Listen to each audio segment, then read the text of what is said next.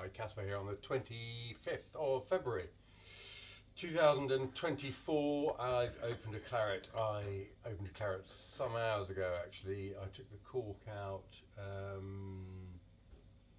about 3 o'clock this afternoon, I would say, and decanted it maybe an hour ago. What is it? Well, it's a St Emilion. It's 2010. Le Carré, St Emilion. So we are looking at one of the wines from Englishman Jonathan Malthus's stable, that includes Le Dôme, widely touted as the wine that has the highest proportion of Cabernet Franc in Bordeaux, but yeah, a number of other chateaux. So let us look. Gosh, it's deep in colour.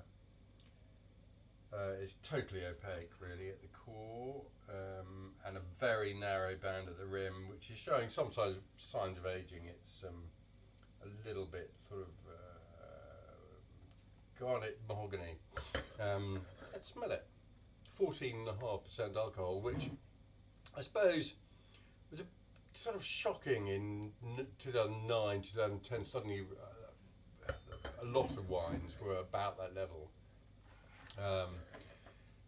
And now it seems that a lot of wines are that level and quite a bit more. I mean, I've heard of 15 or pushing 16% in Bordeaux. So it's I tasted this wine when I first decanted it. It was still fiercely oaky, both on the nose and on the palate. The palate had a big swathe of oak-derived tannins, which gave a very almond quality to the finish. The nose it's not really shouting about itself. It's quite introverted, but it's crisp. It's nicely defined. The oak has been, to a certain extent absorbed by the fruit. Sort of dew fresh, dark plum fruit, and that spice of wood. There's something a little bit volatile about it. Let's taste it.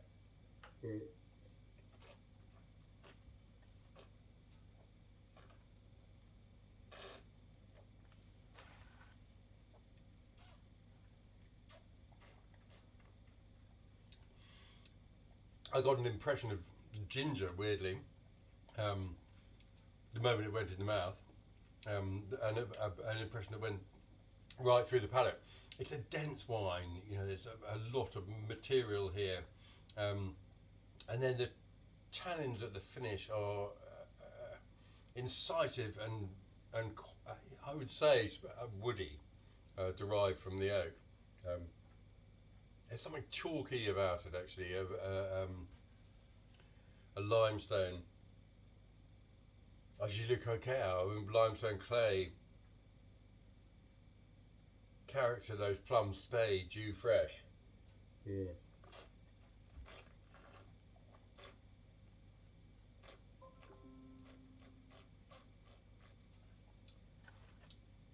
It's a wine introverted by its wood, I think. It's quite tight at the finish, where the oak rather dominates both in terms of flavour and structure. Whether it needs more time, the tens have always been quite a highly structured, intense bunch. More rare. Maybe if I come back tomorrow, it'll be in a better place. It's slightly inchoate. It's a little bit unformed. Unknit is a word you don't hear very much in the wine trade these days. You used to.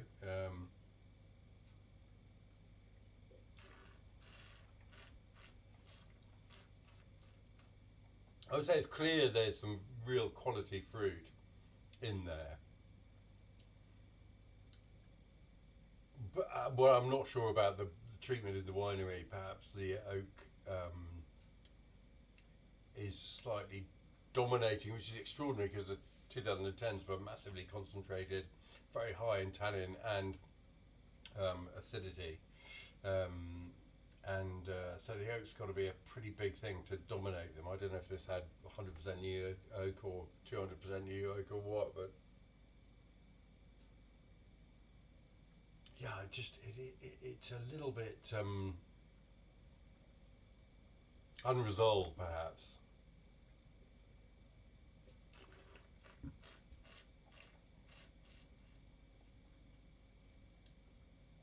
I'm not 100% sure where that's going.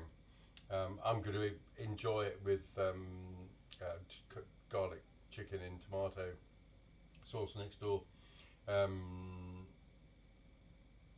yeah, it certainly needs food, but interesting, interesting. A bit unformed. Another hour in a decanter, maybe, or another 5 years in bottle. I don't know. These wines are no longer. I mean, I think we sold. I don't know what we sold this for. I mean, not a gargantuan amount of money, but certainly have gone up since then, having received big scores. I think Robert Parker gave this 95 out of 100 on release, or from a barrel sample. Yeah, it just feels like like a wine that's been constructed rather than allowed to sort of show the quality of the terroir, which is clearly there. And there we are. That's been 2010 Le Carré, St Emilion. I'll keep tasting it. You know, it's good. It's got presence. It's got definition and interest, but it's just a little bit unformed. So we'll see where it goes.